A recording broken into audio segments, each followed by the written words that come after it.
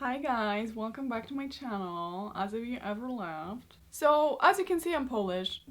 And we have this caroling tradition, but it's not what you think. So back in ye old days, if you were living in a Polish countryside, you would get to see people dressed up as different weird things. And why is it so crooked? Oh my god, what is wrong with the camera today? Obviously this is kind of a tradition that is dying out, like not many people go around dressed weirdly, but it is still a tradition. And I remember there was one particular character that I was kind of fascinated by, because I was like, that's a creature, like that doesn't exist, does it? Which was the character of Turoń. And I personally, I don't think I've ever witnessed someone dressed as that character, because I live in a city my whole life and it's not really something that we do here, but I have seen like drawings of it and photos, and it just always looked so cool. So as it turns out, it's not a Polish thing. All across Europe there are those certain creatures that are associated with Christmas time or carnival. They are usually dated even pre-Christianity, but they were just kind of like molded into the Christmas traditions. But there's so many of them, and I think last year I stumbled upon a particular photographer, Charles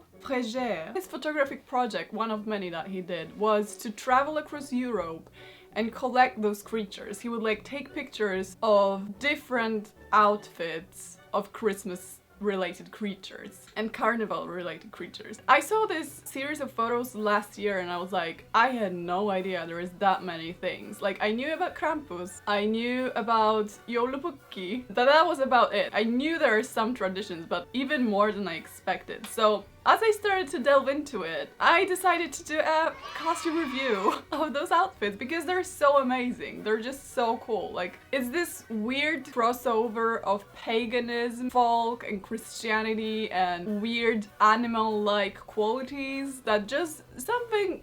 I just like it, you know? If someone was to film like a fantasy Christmas movie but set in like a remote European village, I would watch the hell out of that. We're starting off with Macedonian Arapides. I'm gonna butcher all of these names and I'm not even sorry about it, because I'm pretty sure you ain't gonna be able to pronounce the Polish ones as well. Costume wise, they're pretty cool. They kind of look like a mix of Ewoks, Jawas, and Chewbacca's, to be honest, which is not a bad thing. I do appreciate the really tall heads though, so I'm gonna give this one like a 7 out of 10 because it's solid work, you know. Next up we have something which is more Krampus-like, and it's Czerny Czert from Czech Republic. Honestly, there's a lot of devil characters here and they're all pretty much similar. This one has a really nice mask though, so I'm gonna have to rate it like, because it's so common, I'm gonna give it like a 6 out of 10 just because it doesn't really stand out that much, and you'll see what I mean in a minute. Okay, next up we have this cutie pie, which is apparently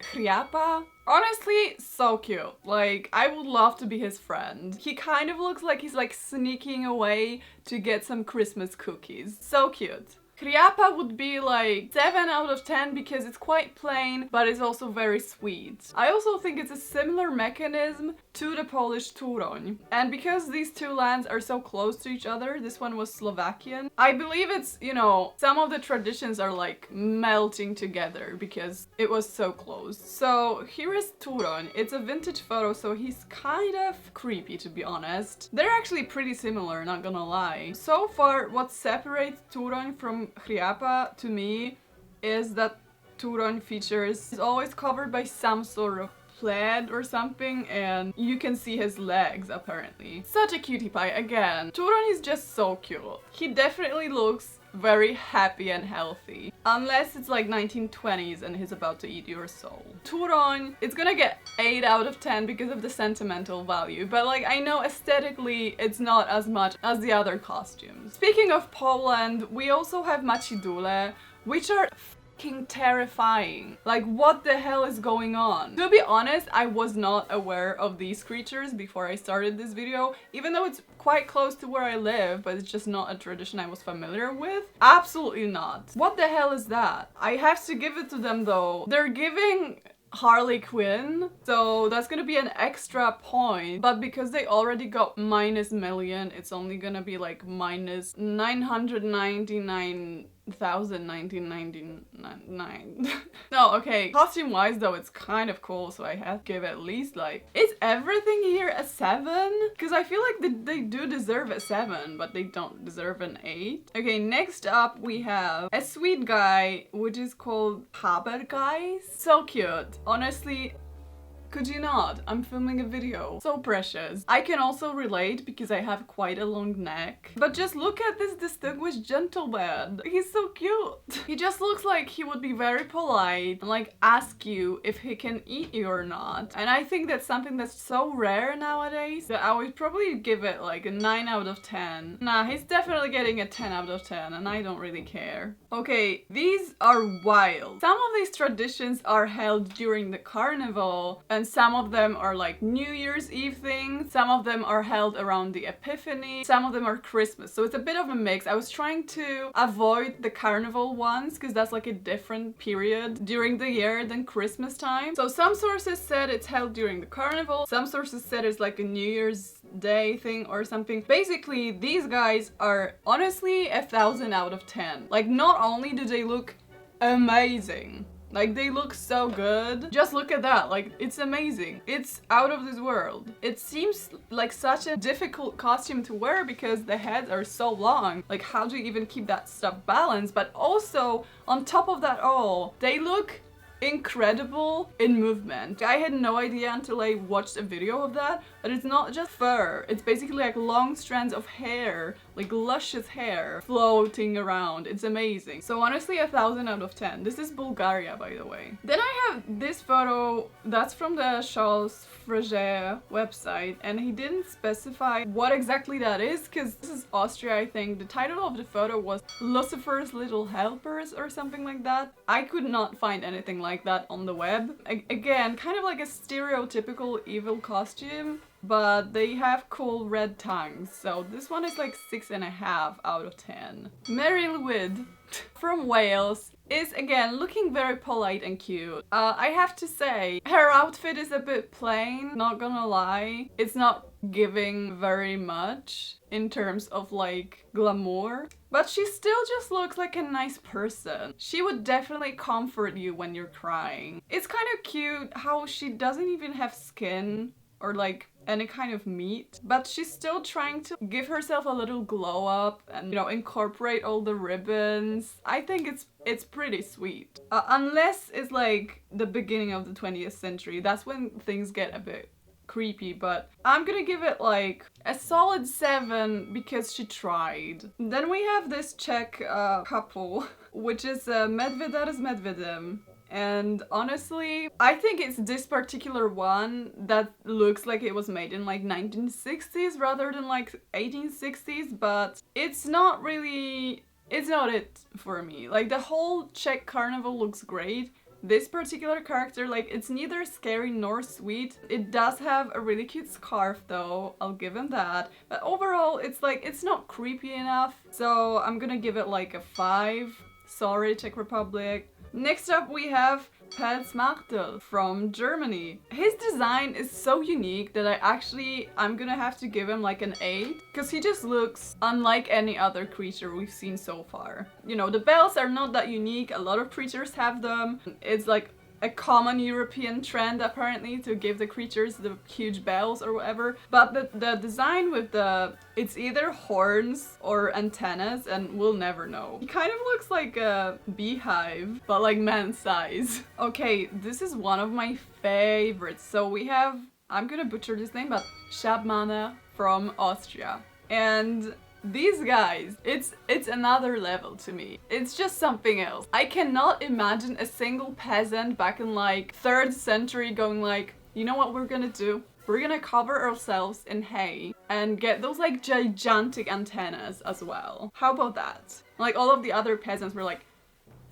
he's really got it. So they did it, and they kind of look like giant broomsticks, but like what's wrong with that, you know? So this one is like 1,000. I love that. Okay, this one is Schnabelpercht from Austria, and it's a weird line between cute and terrifying and scary, because on one hand you're like, oh, those cute ladies, it's kind of like Star Wars or Tim Burton, where they're just like chilling in the snow and like cleaning things, right? They're cleaning here, obviously. But then you're like, why are they carrying giant scissors? And then you read up about it and you're like, oh, that's because they check if your farm is clean, and if it's not, they take your wife and they cut up her stomach and they put all the mess that they found inside her stomach. So I'm kind of torn between giving them like a -30 or 9. And I would really appreciate if you could stop doing that right now. Cause like, you've been renovating this flat for like 5 years. Thank you. Next up we have Skoromati from Slovenia. They're a bit chaotic, like you think you kind of get the idea of what they're supposed to look like. Like this is quite a visually comprehensible signal, like we're all just wearing huge piles of flowers on our heads, like I respect that. But then you have those weird characters that are like kind of the devil but also a candle holder, and you're like, what is going on here? This one's like an 8, I think, because it's just visually consistent, you know? Then we have the Trapajones from Spain. Absolutely glamorous, love that stuff. I love the variety of leaves and moss. This one is a solid 9 out of 10, just because it's so extra, you know? Okay, then we have the Capra from Romania. I'm kind of confused because it seems like every village has a different costume for that.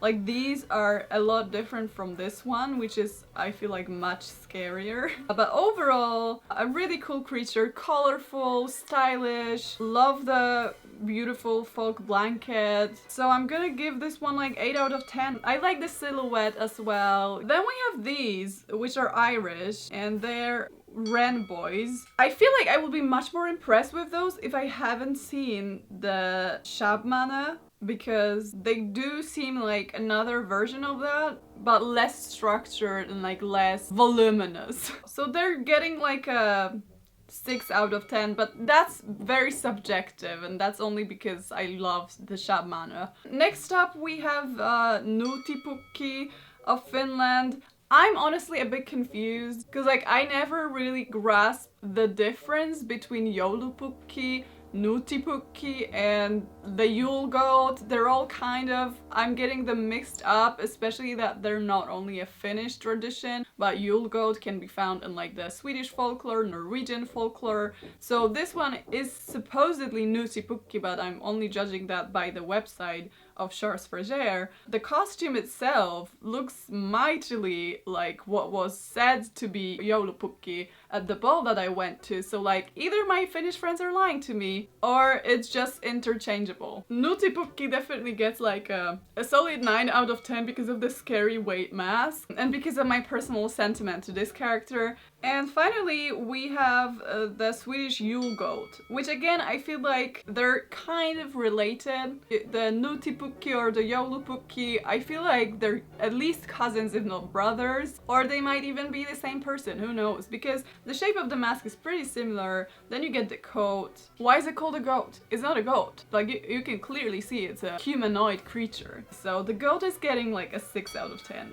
Alright, I think that's all of the creatures that I picked for you today. Again, there is so much more. There's literally hundreds of them, and sometimes even across like one area, different villages have different styles of costumes. So it's so complex, and it's definitely something that a PhD could be written on, let alone a short YouTube video. So dig into that, it's fun. It's amazing. It's so crazy how many of those exist, and it's so crazy how many similarities there are as well.